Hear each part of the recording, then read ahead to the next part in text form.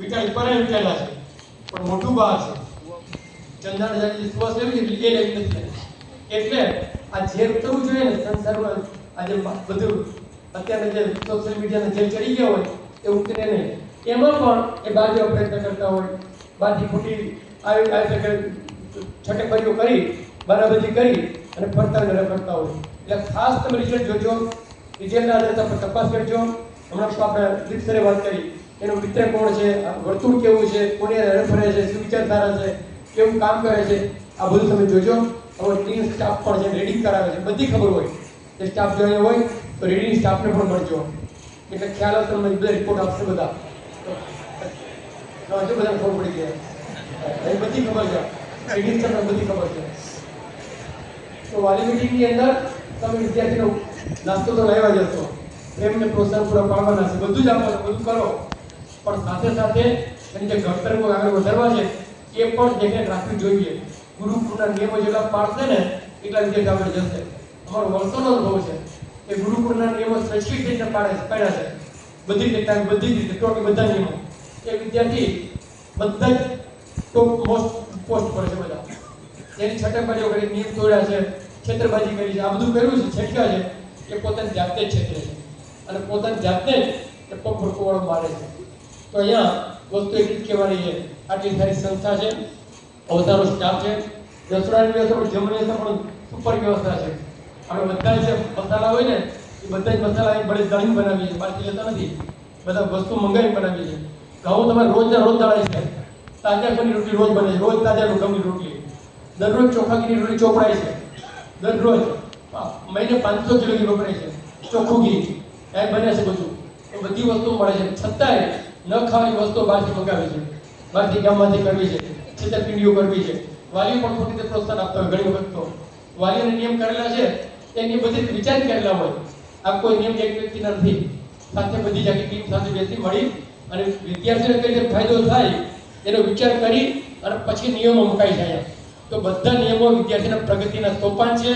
તો વાલીઓ પણ સ્વીકારવું જોઈએ વિદ્યાર્થી પણ સ્વીકારવું જોઈએ અને એ પ્રમાણે વાલીઓ પ્રોત્સાહન આપવું જોઈએ ઘણા બધા વાલીઓ એવા છે હમણાં એક વિદ્યાર્થી ઘરથી ફોન કર્યો હતો ખોટી જગ્યાએથી મજૂર પાસે લઈને એ તરત પૂછ્યો ફોન તું ક્યાંથી લાવ્યો એને ખકડાયો અમને ફોન કર્યો કે આ વિદ્યાર્થી ફોન આ ફોનમાંથી ફોન નંબર આવ્યો છે ફોન કોનો છે અમે તપાસ કરી અને ખબર પડી પછી મોબાઈલ પકડાડા એમાં ખોટું તે મોબાઈલ ગાળી દીધા હોય વાલીઓ પસંદ બધી રીતે લાવ્યા હોય એમાં મોબાઈલ પકડા અને બધા આપ્યું હવે તમે મોબાઈલ આપો છો મોબાઈલ ઉપયોગ શું ખબર છે તમને એ મોબાઈલ ઉપયોગ દિવસે નહીં કરે રાત્રે કરશે કોઈ ખબર પડે ત્યારે કરે એ રાત્રે જાગવાનું હવે રાત્રે જાગ્યો હોય 3-4 વાગે જાગ્યો હોય અને પછી એ ક્લાસમાં શું ભણવાનું શું વાંચવાનું શું કરવાનું તમે એની કારકિર્દી તોડો છો ખોટા મોબાઈલ આપી ખોટા પ્રોત્સાહન આપી અને તમને બગાડો એટલે વાલીઓની ફરજ છે બહુ સ્પષ્ટપણે કહેવું જોઈએ કે અમને બીએપી સંસ્થામાં વિશ્વાસ છે આ સંસ્થામાં જે થાય એ કોઈ દિવસ ક્યારે કરતા ક્યારેય એ ખોટું નહીં થાય વિદ્યાર્થીને હિતમાં થવાનું પ્રમુખ સમાજની ભાવના છે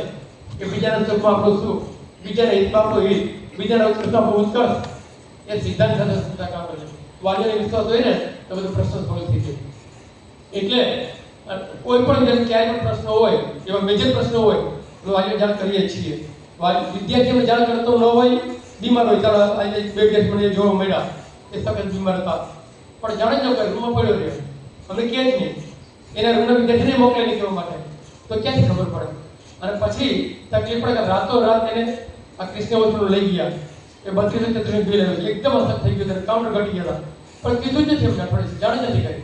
પછી વાલીઓ કે આટલું બીમાર પડી ગયું ધ્યાન રાખ્યું કહેવા તો હોવું જોઈએ ને